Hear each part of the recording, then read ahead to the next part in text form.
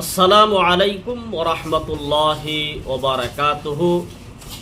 চলতেছে মুহররম মাস, মুহররমুল হারাম।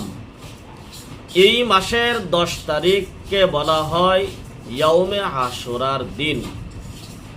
এক নাম্বার হলো ইয়াউমে আশুরার দিনের মাধ্যমে শুধু গুরুত্বপূর্ণ আমল হইল 3টা। এক নাম্বার রোজা রাখা, 2 নাম্বার ওই দিন ফ্যামিলির মাধ্যমে কিছু দারাজ পরিমাণে খরচ করা, 3 নাম্বার হলো যে তওবা ইস্তিগফার পড়া। এই 3টা আমল ছাড়া যা কিছু আছে সব বেকার, ভিত্তিহীন, বিদআত, খোরাফাত, এর কোনো দলিল নাই।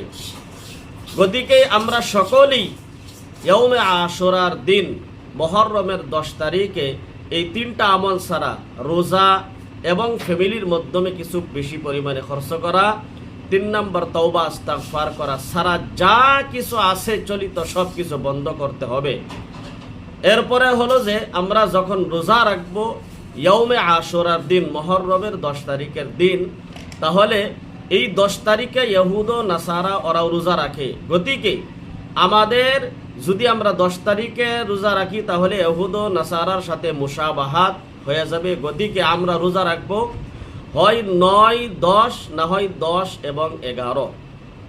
মুহররমের 9 তারিখ, 10 তারিখ, না হয় 10 তারিখ এবং 11 তারিখ, মোটামুটি আগে পরে আমরা 2টা রোজা রাখবো, 10, 11, না হয় 9, 10।